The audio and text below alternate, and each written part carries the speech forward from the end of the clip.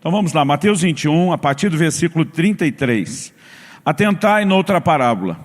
Havia um homem, dono de casa, que plantou uma vinha, cercou-a de uma sebe, construiu nela um lagar, edificou-lhe uma torre e arrendou-a a uns lavradores. Depois se ausentou do país. Ao tempo da colheita, enviou seus servos aos lavradores para receber os frutos que lhe tocavam. E os lavradores, agarrando os servos, espancaram a um, mataram a outro e a outro apedrejaram. Enviou ainda outros servos em maior número e trataram-nos da mesma sorte. E por último, enviou-lhes o seu próprio filho, dizendo: a meu filho respeitarão.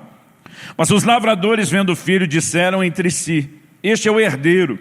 Ora, vamos, matemo-lo e apoderemo-nos da sua herança. E agarrando-o, lançaram-no fora da vinha e o mataram. Quando, pois, vier o senhor da vinha, que fará aqueles lavradores? Responderam-lhe: fará perecer horrivelmente a esses malvados e arrendará a vinha a outros lavradores que lhe remetam os frutos nos seus devidos tempos. Perguntou-lhe Jesus: nunca lestes nas Escrituras? A pedra que os construtores rejeitaram, essa veio a ser a principal pedra angular. Isso procede do Senhor e é maravilhoso aos nossos olhos. Portanto vos digo que o reino de Deus vos será tirado e será entregue a um povo que produza os respectivos frutos. Pai, nós oramos e clamamos em nome de Jesus, graça e favor do Senhor. Clamamos aplicação personalizada da Tua Palavra, entendimento espiritual. Clamamos que os olhos do nosso entendimento sejam iluminados pelo Teu Espírito. Clamamos que o Senhor nos permita ter mais do que um discurso ou uma palestra. Clamamos que a Tua Palavra fale e cale em nossos corações e cumpra o propósito que o Senhor tem determinado para esse tempo e para essa hora. Nós oramos em nome do Senhor Jesus. Amém. Amém. Bom, já há mais de um ano vocês nos ouvem falando a respeito de uma nova estação.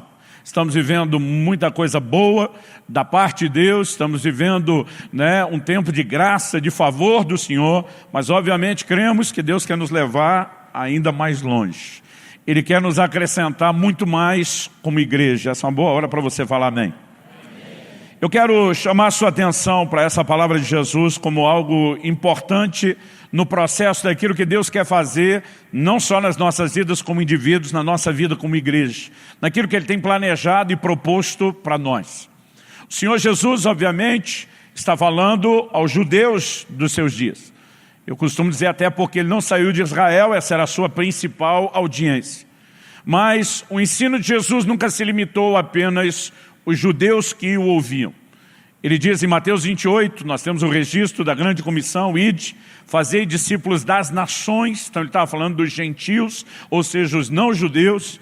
O Senhor Jesus diz: batizem-os em nome do Pai, do Filho e do Espírito Santo e ensine eles, os gentios, a guardarem tudo quanto eu vos tenho ordenado.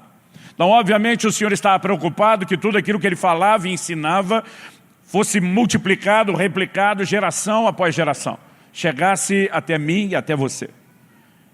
E obviamente esse ensino é não apenas apresentado por Nosso Senhor, mas é registrado no Evangelho, porque Ele queria que isso servisse de orientação, de fundamentação, de parâmetro para mim e para você. Obviamente o Senhor Jesus, ao falar por meio de parábolas e alegorias, usava não apenas de um elemento didático muito eficaz, mas Ele também, por meio da alegoria, conseguia tratar e trabalhar com muitos símbolos. Então, quando eu olho para essa parábola, há algumas coisas que nós precisamos entender dentro da simbologia, da aplicação que o Senhor Jesus está trazendo por meio dessa alegoria.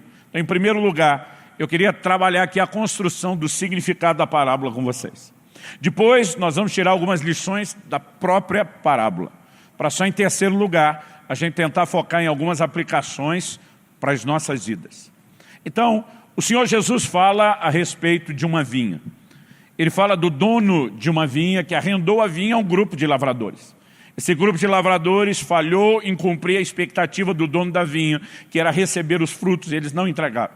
O dono da vinha se sente no direito de cobrar os frutos que não estão sendo entregues.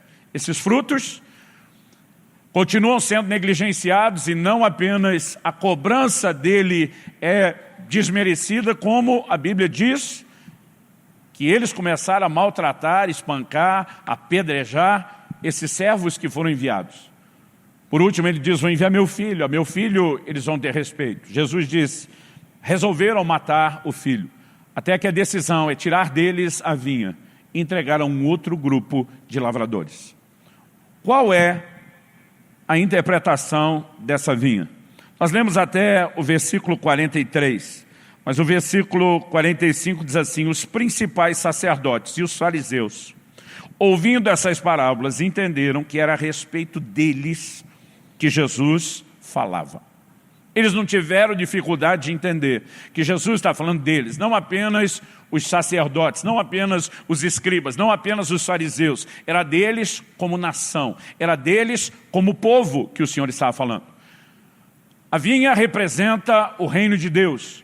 E não é difícil entender isso, porque no versículo 43 Jesus diz, eu vos digo que o reino de Deus vos será tirado. Depois de falar da vinha ser tirada. Então se a vinha é o reino de Deus, quem é o dono da vinha? Deus.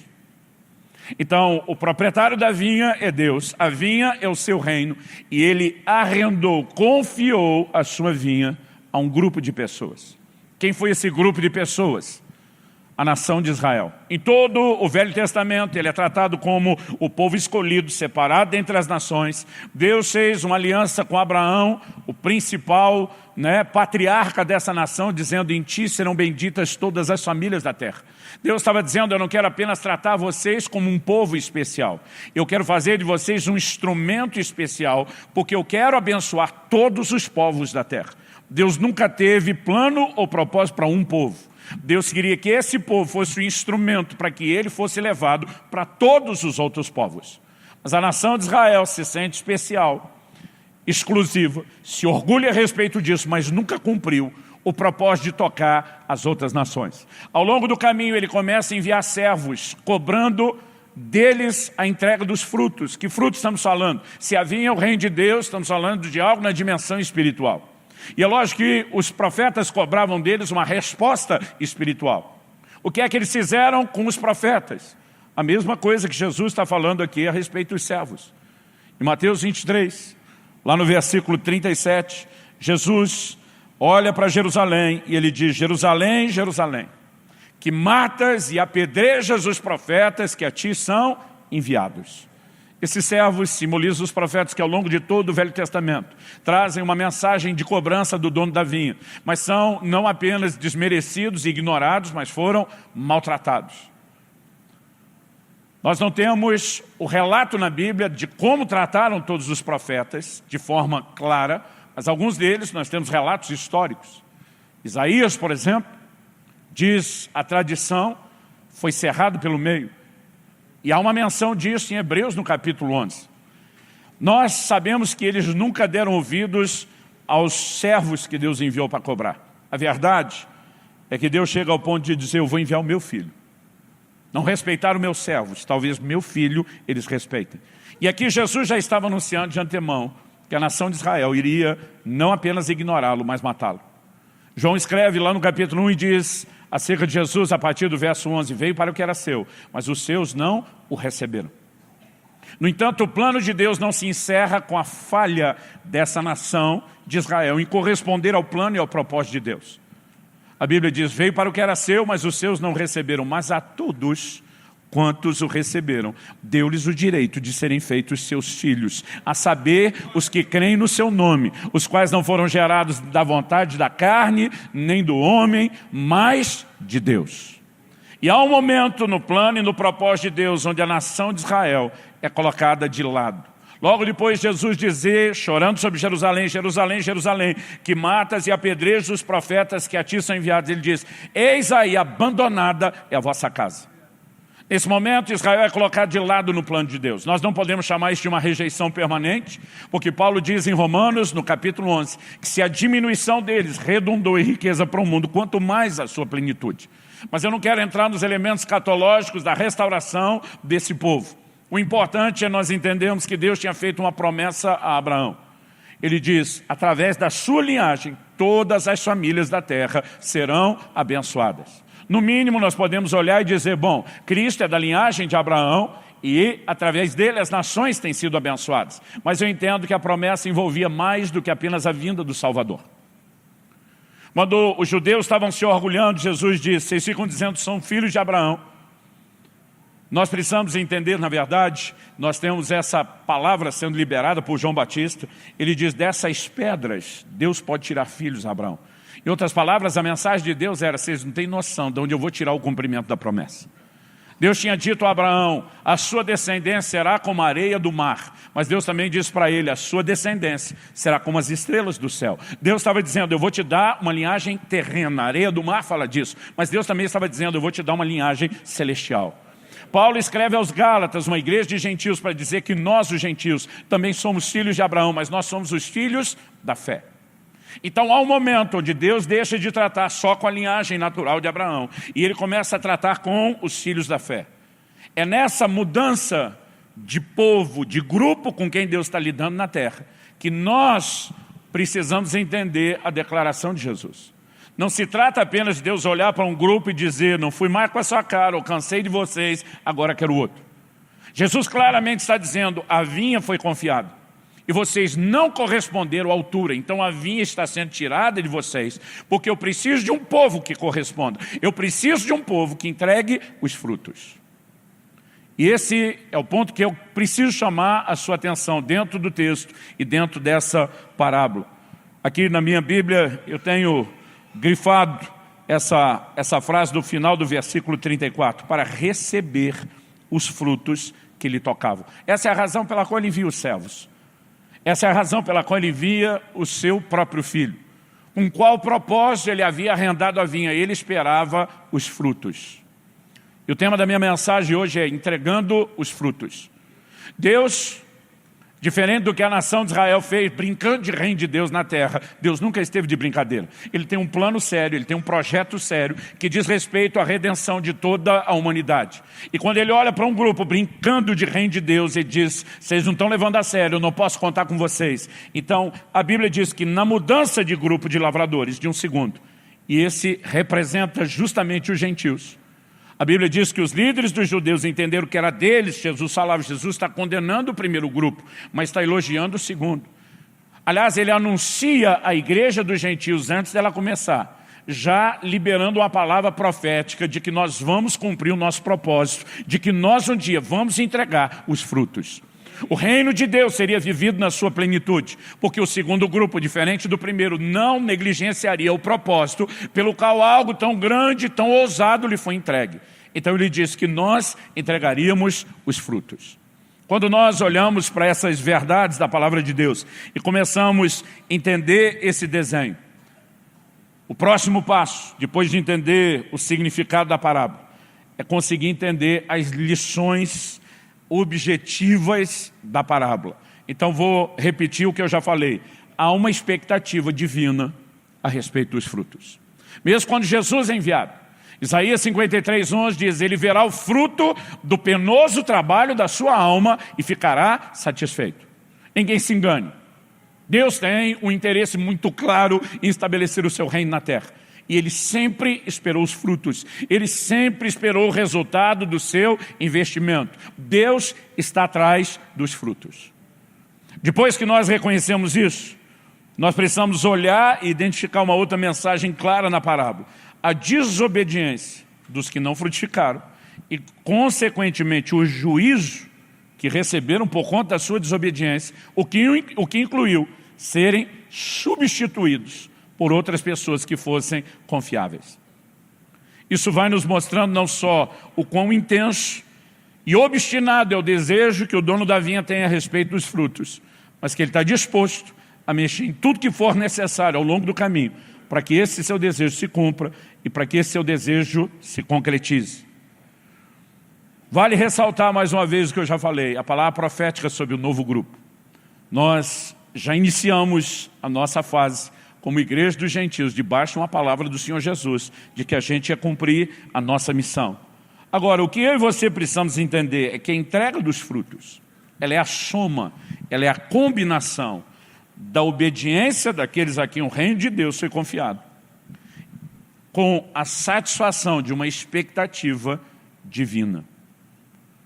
Essas duas coisas talvez seja o ponto principal. Unir a expectativa, o desejo e o propósito estabelecido da parte do próprio Deus, com a necessidade de responsabilidade da nossa parte, e entender por que a vinha nos foi confiada, e corresponder com o desejo e o anseio dele. Então, tendo explicado aqui o significado da parábola e as lições principais, eu e você precisamos ter em mente, essa não foi a única vez que Jesus tratou do reino de Deus usando a figura de uma vinha. Em Mateus, no capítulo 20, a partir do versículo 1, ele fala do reino de Deus como uma vinha. Ele fala de trabalhadores que foram contratados para a vinha. Ele fala da recompensa do trabalho de cada um deles que estava envolvido nisso. Então, algo que eu e você precisamos ter em mente. Deus claramente está olhando para a terra, com um sonho, com uma intenção, com um projeto eterno de redenção do mundo. E Ele não apenas convidou eu e você para simplesmente reproduzirmos a mentalidade ou o comportamento que a nação de Israel um dia teve. Nós somos o povo escolhido. O que eles fizeram com isso? Levantaram o nariz, se sentiram melhores do que os outros e tentaram guardar Deus exclusivo para Ele, como povo, como nação, sem reparti-lo com a terra. Agora eu quero te perguntar, quando nós olhamos para a igreja, será que muitas vezes não existe uma certa réplica desse sentimento ou desse comportamento? Graças a Deus que eu sou parte do povo escolhido de Deus. E os perdidos, ninguém verbaliza isso, mas a forma de viver de muitos é mais ou menos assim, os perdidos que se lascam. O importante é que eu estou na elite, o importante é que eu estou no grupo que está bem na fita, vai para o céu. E muitas vezes nós começamos a achar que Deus é a exclusividade de nós. E que o que Ele queria é que a gente apenas estufasse o peito e se achasse melhor do que os outros, em vez de servir ao propósito dEle de alcançar os outros. Eu estou aqui hoje com um claro propósito de colocar uma pedra no seu sapato, de incomodar você a respeito da forma como nós muitas vezes estamos vivendo o cristianismo. Assim como Deus não queria a nação de Israel brincando de reino de Deus na terra, Ele também espera que eu e você, como igreja, possamos entender que de nós a expectativa não mudou, talvez até aumentou. Porque agora Ele está olhando para um grupo que tem tudo para entregar os frutos. Então Ele espera de nós um comportamento diferente, uma atitude diferente. Eu sei que quando olhamos e tratamos para a igreja, no aspecto coletivo, há uma promessa de que nós entregaremos os frutos, coletivamente. A união de toda a igreja dos gentios na terra, em todos os séculos, em todos os tempos, nessa era da nova aliança que vivemos. No final das contas, nós vamos cumprir aquilo que se espera de nós, coletivamente. Agora a pergunta é, individualmente? Será que enquanto a gente vê esse grupo se movendo na direção do cumprimento do propósito, cada um de nós como indivíduo, pode se assegurar de que nós também estamos cumprindo esse sonho, essa vontade, essa expectativa de Deus? Alguém pode ser parte de um time que está jogando brilhantemente e ele, dentro daquela equipe, jogando pessimamente. Ele pode estar percebendo que o coletivo está indo bem, mas ele pode imaginar que o técnico está de olho e dizendo, talvez você esteja prejudicando o coletivo e eu tenho que mexer com você. Então a pergunta a ser feita é, Deus trabalha com substituições só em termos de grupo, coletivamente falando, quando o primeiro grupo de lavradores não cumpre o propósito dele e ele resolve escolher um segundo a quem seria entregue a vinha? Ou será que esse Deus também trabalha com substituições individuais? Ao longo da Bíblia nós vamos perceber não só substituições de grupos, mas também de indivíduos. Quando Saul falha no plano e no propósito de Deus, o Senhor olha para ele e diz, eu já escolhi um homem que me leve a sério, que faça aquilo que eu estou esperando. Você está fora, Davi será levantado no seu lugar. Esse é um de vários exemplos que nós podemos dar. Depois que Judas falha no cumprimento do seu papel e do seu chamado, os apóstolos se reúnem, fazem menção de uma palavra profética que está nos Salmos e diz, tome outro o seu encargo. Porque quando alguém como indivíduo, o corpo, a coletividade dos apóstolos estava se movendo na direção certa, mas um do grupo falhou. Quando um indivíduo falha, Deus olha e diz, eu te substituo. A coisa vai acontecer com ou sem você. Você teve o privilégio de ser chamado e convidado para ser parte de um grupo que coletivamente vai dar os frutos, mas se individualmente você não responde, eu saco você fora, eu substituo você. Porque o reino de Deus na terra não vai emperrar por causa de você. Essa é a mensagem que Deus está dizendo. E nós precisamos, de forma honesta e clara, considerar que isso não é apenas coisa do Velho Testamento, ou só dos dias do livro de Atos, quando a igreja está se definindo. Em Apocalipse, no capítulo 2, há uma mensagem claramente dirigida ao anjo ou ao mensageiro da igreja de Éfeso.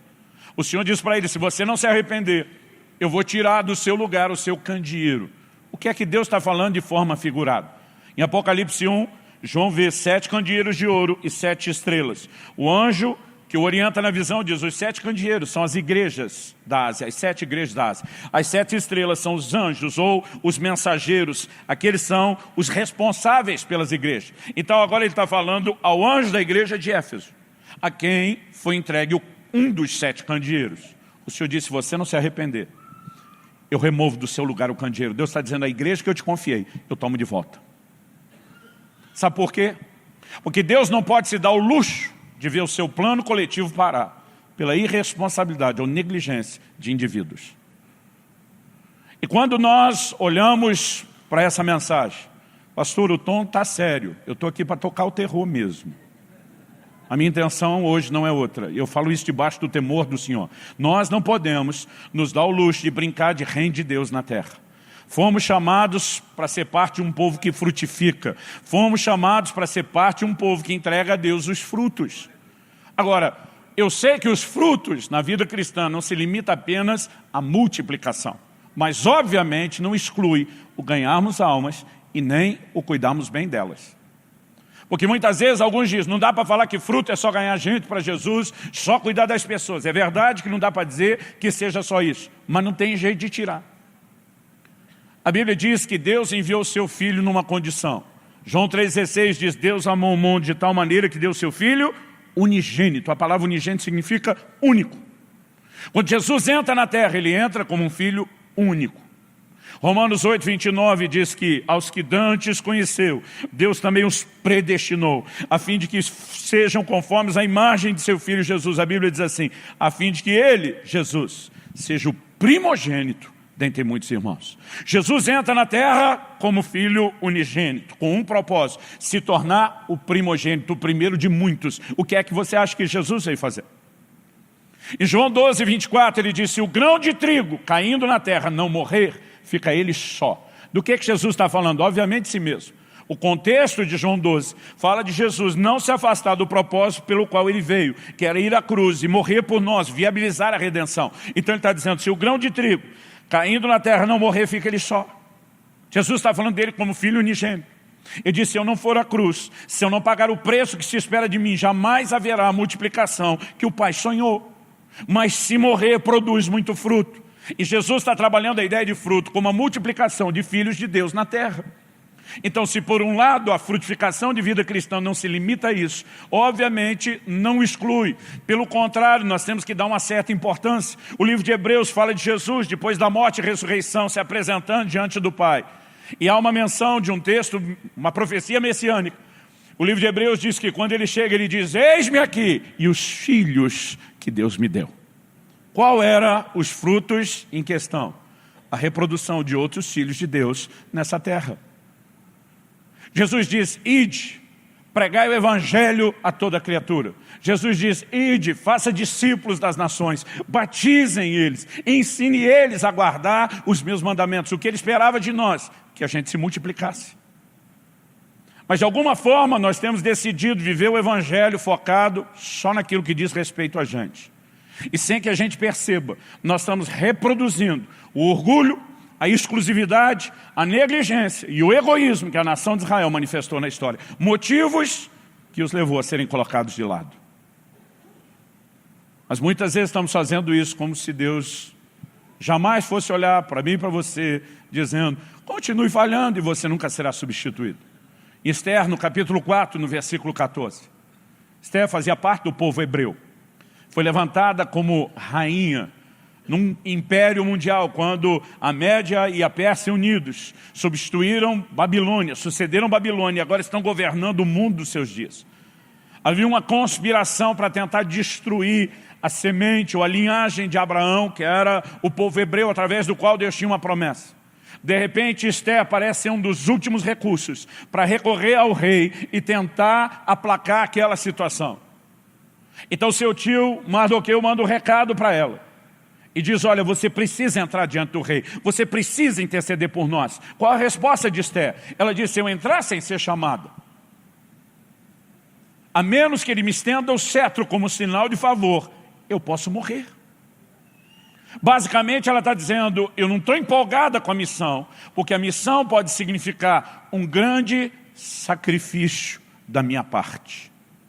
Sabe o que seu tio responde para ela? Esther capítulo 4, versículo 14. Se você se calar agora, de outra parte se levantará socorro e livramento a Israel. Sabe o que Deus está dizendo? O que o tio dela está dizendo? Deus não depende de você, garota. Se você falhar em cumprir o propósito dele, ele te substitui, ele arruma outra pessoa para que o plano coletivo não pare. Mas ele olha para ela e pergunta, quem sabe se não foi para um tempo como este que chegaste a ser rainha? Em outras palavras, ele está dizendo, você acha que Deus te deu isso tudo a troco de nada, menina? Você acha que Deus queria que você simplesmente estivesse num spa permanente, vivendo a realeza, apenas para que você desfrute isso de forma egoísta, sem servir ao propósito dele? Em outras palavras, esse tio que ocupa um papel de pai adotivo está dizendo, aonde você está com a cabeça, garoto? Porque quem ama e se importa de vez em quando tem que falar nesse tom. E é por isso que eu estou falando com vocês dessa forma. Nós não temos o direito de olhar para o lugar de bênção onde Deus nos colocou e dizer, está tão confortável que eu não quero arriscar o meu conforto por nada. Mardoqueu disse, se você se calar, Deus arruma socorro de outra parte. Mas você vai negligenciar o propósito que ele tinha para você? Nós não podemos nos permitir viver como o primeiro grupo viveu, e nem apenas pegar a carona na coletividade daqueles que estão cumprindo o plano e o propósito de Deus. Não, pastor, nós vivemos um novo tempo, o tempo da graça, onde Deus não rejeita as pessoas. Imagino que foi isso que ele disse em Apocalipse 3,16, quando diz, vomitar-te-ei da minha boca. Nós precisamos entender e compreender, uma missão nos foi dada e algo é esperado de nós, algo é esperado de mim e de você. Deus nos permitiu, enquanto estamos nessa terra, sermos abençoados, prosperar em todas as áreas, ter alegria e realizações no nível familiar, no nível emocional, no nível material.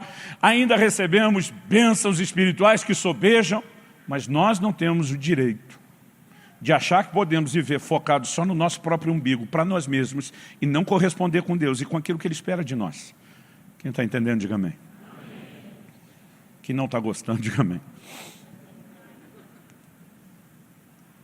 Mas esse mesmo Deus que trata disso tudo de forma tão séria, também tenta chamar a minha e a sua atenção para algo que eu e você também não podemos deixar de ter em mente ou de ter em vista. Aqueles que cumprem o seu propósito, não apenas não serão substituídos, mas serão honrados, serão recompensados. E nós não podemos simplesmente pensar, se colocando agora no lugar de Esther, que o risco de perder a alegria, o conforto, o prazer daquela corte, seja algo que possa se comparar com aquilo que nos aguarda, se nós cumprirmos o mandamento de Deus.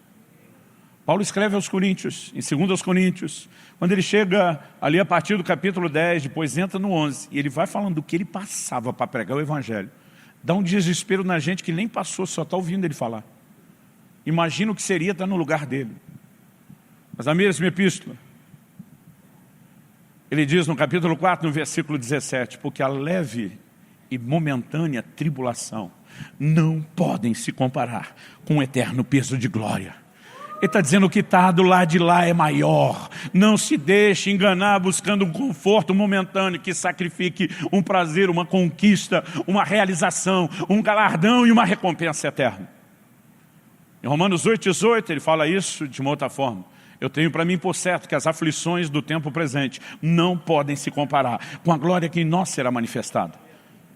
Obviamente ele não está falando apenas de circunstâncias difíceis que nós enfrentamos, mas de coisas que ao professarmos a fé, nós teremos que encarar e lidar, que se opõem aos nossos valores, que geram desconforto e muitas vezes a própria missão.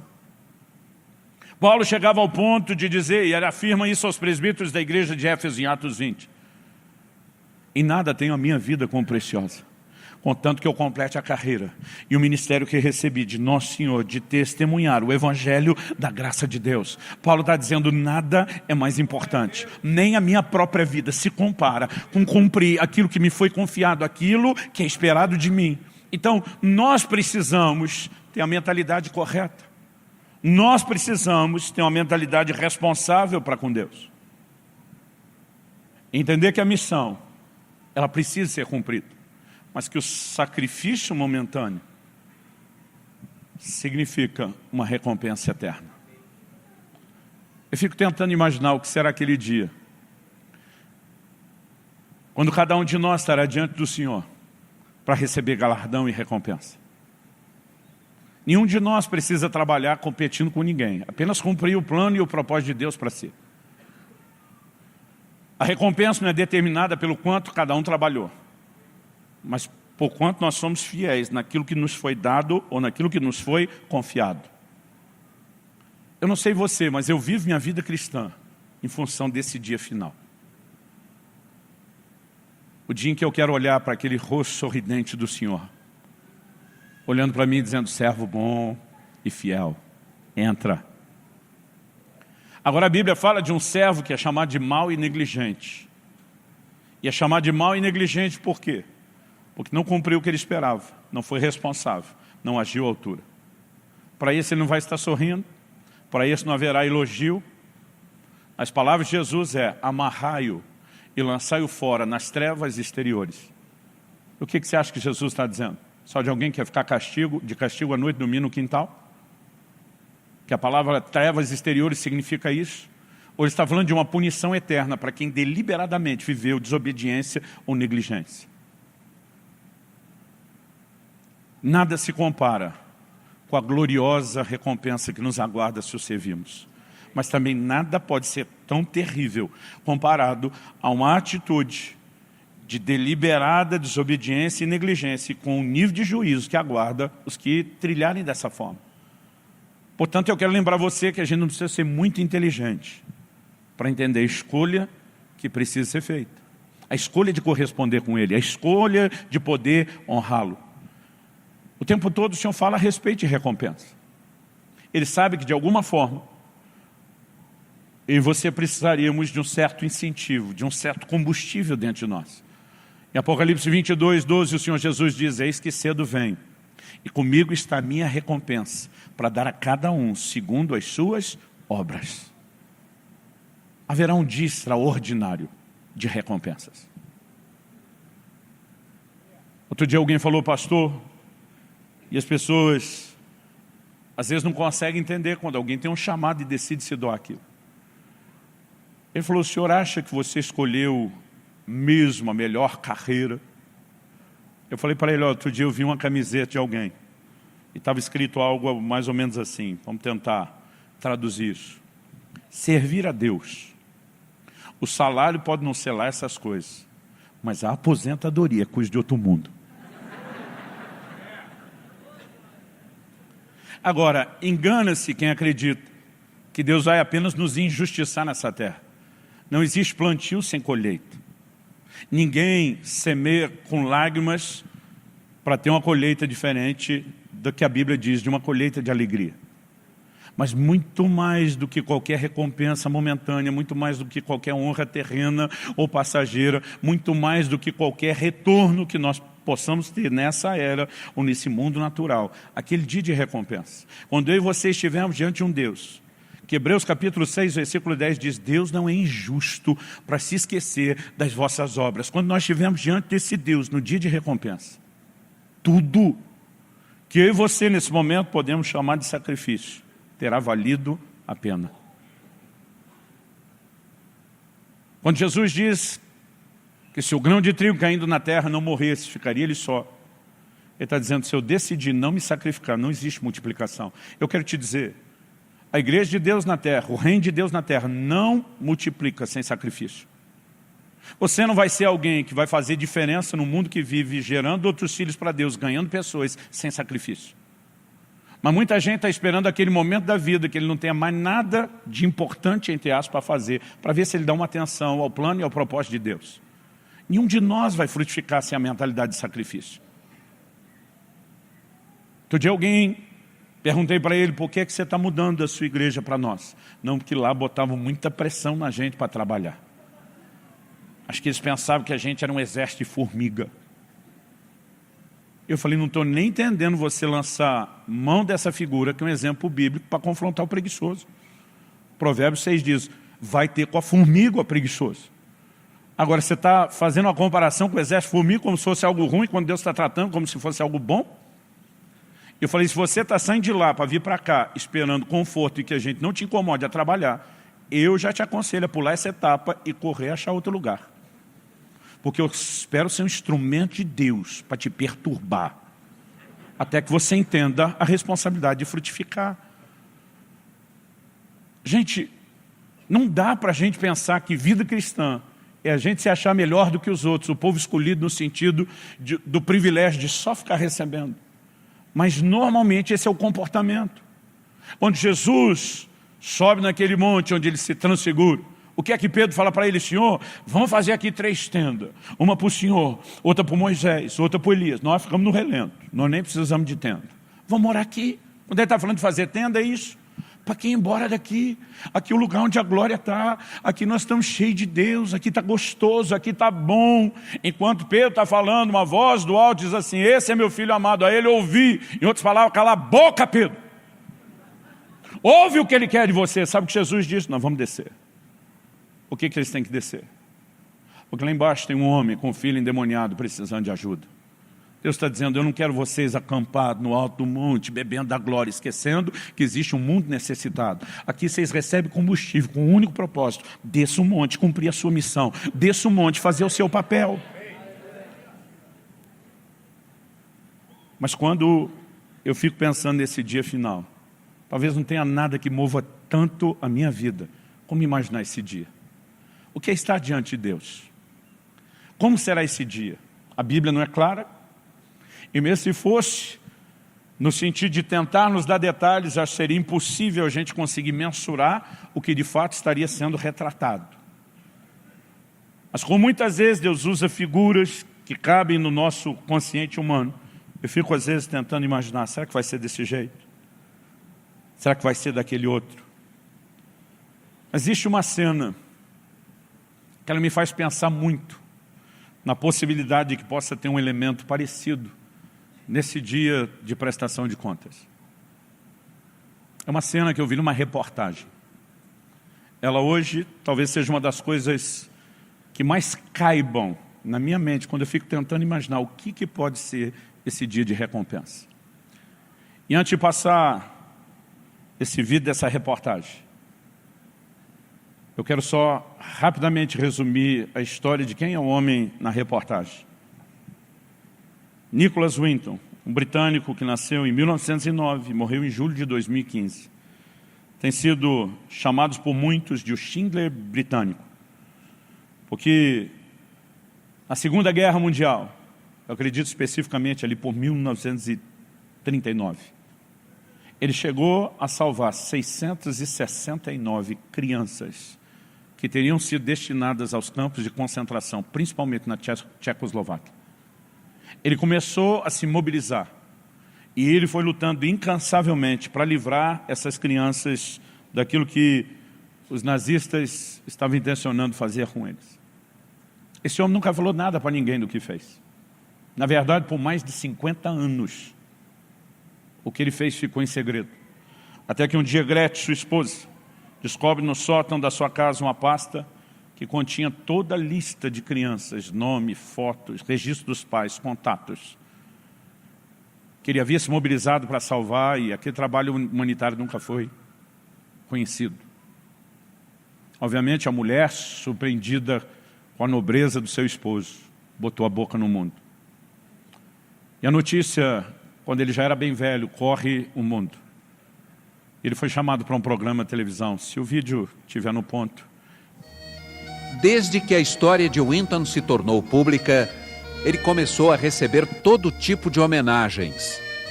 A rainha da Inglaterra chamou-o ao palácio para entregar uma condecoração. O governo da República Tcheca fez uma grande homenagem. o presidente dos Estados Unidos mandou uma carta de elogios e agradecimentos. Mas o agradecimento mais comovente veio daqueles que Winton um dia salvou da morte certa. Um programa de TV em inglês encheu o auditório de sobreviventes que foram salvos por ele quando eram crianças, mas nunca o tinham encontrado. Primeiro, a apresentadora avisa a Winton que a mulher sentada ao lado tinha sido uma das crianças que ele salvou.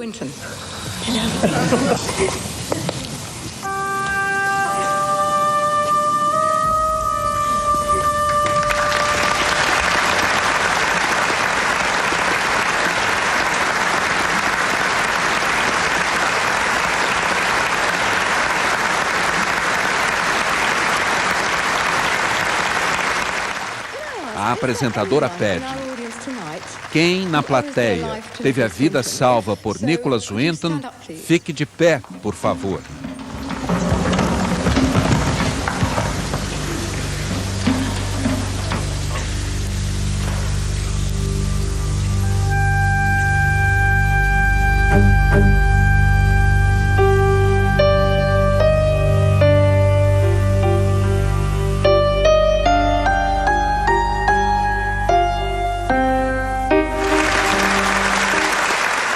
O agradecimento vem em forma de aplausos demorados e lágrimas.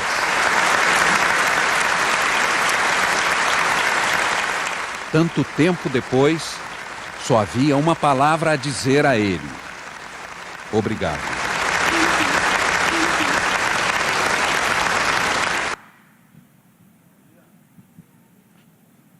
Eu vou repetir o que eu falei antes. Eu não sei como será o dia de recompensa. E a Bíblia não é clara sobre detalhes.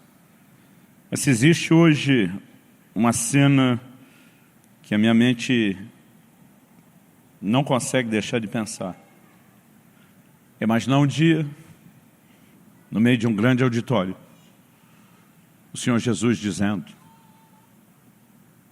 aqueles de vocês que tiveram a vida salva através do meu servo Luciano, fique de pé. Além do sorriso do Senhor, pensar não apenas em crianças que puderam crescer e viver um pouco mais na terra, pensar em gente que teve a sua eternidade garantida por um sacrifício que nem poderia ser chamado de sacrifício, comparado ao sacrifício maior já feito por Jesus, ou comparado ao que isso significa para a vida dessas pessoas. Cada vez que na minha mente eu lembro dessa cena e dessa reportagem, de alguns anos atrás, Nicholas Winton morreu há 4 anos atrás, eu fico imaginando o que vai ser aquele dia. E a hora que eu começar a ver a multidão que eu espero ver de pé, eu creio que cada fibra do meu ser vai gritar: valeu a pena. Valeu a pena.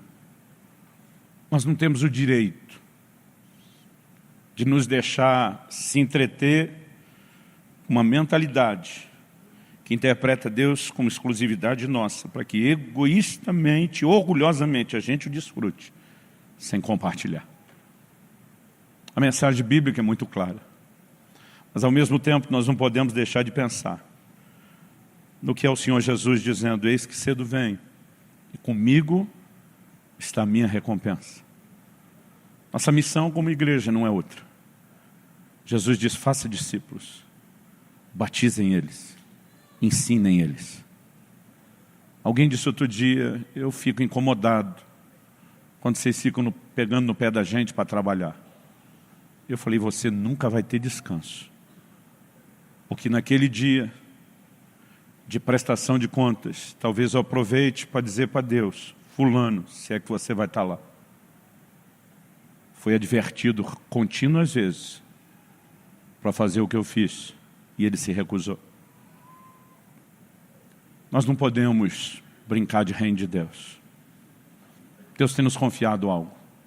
Isso vale para nós como igreja do Senhor em toda a terra. Isso vale para nós como igreja local, comunidade Alcance em Curitiba.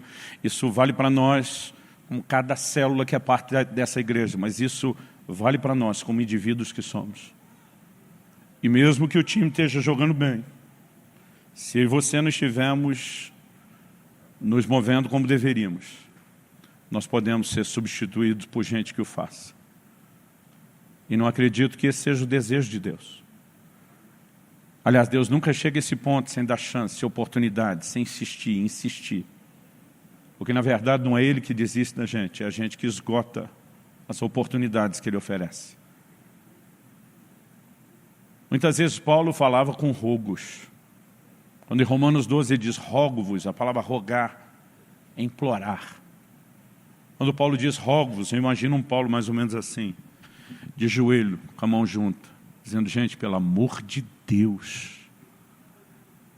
E é isso que eu quero fazer para você nessa manhã. Eu rogo, como pastor, como líder dessa casa, eu te imploro, em nome do Senhor Jesus, não viva para você mesmo. O que me incomoda não é só que tão poucos de nós estejamos dando frutos. É a campanha que tem que se fazer para num dia de batismo como do sábado que vem, você vir se alegrar. O desinteresse de não só não trazer, mas nem conseguir se alegrar com aqueles que foram trazidos, só mostra o estado do nosso coração. E algo tem que mudar. Minha mensagem hoje tem um propósito. É chacoalhar você com força e te chamar a se arrepender diante de Deus e consagrar sua vida a Ele.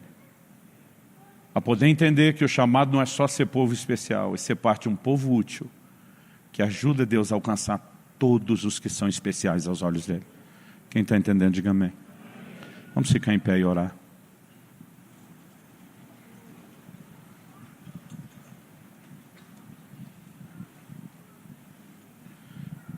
Feche os seus olhos. Eu quero nesse momento te encorajar a responder, não para mim, não para alguém à sua volta, mas ao Espírito Santo de Deus. Qual é o nível de resposta que você tem dado ao dono da vinha? Qual o nível de compromisso que você tem vivido com o reino de Deus? Qual o nível de consciência que você tem se permitido ter? De que nós não somos só povo escolhido para ser abençoado, mas para transbordar a bênção.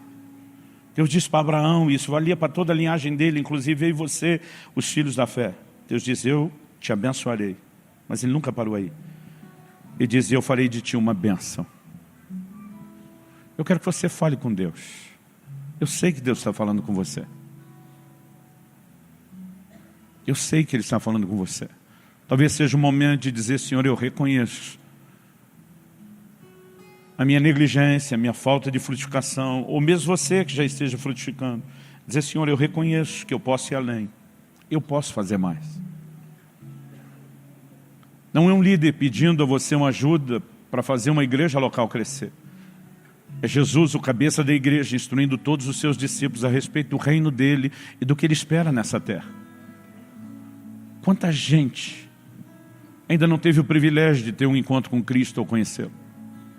Quanta gente precisando de mim e de você? Espírito Santo, por favor, se o Senhor não fizer algo além da nossa razão, não haverá resposta. Não a que o Senhor precisa. E nós clamamos nesta manhã, traz consciência espiritual, traz despertamento, abre os nossos olhos. Nós nos arrependemos como igreja pela negligência da nossa missão, mas ao mesmo tempo manifestamos gratidão pelo teu amor, que continua lutando, insistindo para nos despertar, enviando seus servos, dando oportunidades, trazendo advertências, despertando, provocando, instigando cada um de nós. Como não reconhecer teu grande amor por trás disso? E como não permitir que esse amor nos constrange ainda mais? Nós colocamos nossas vidas diante de Ti, suplicando graça, graça nessa manhã.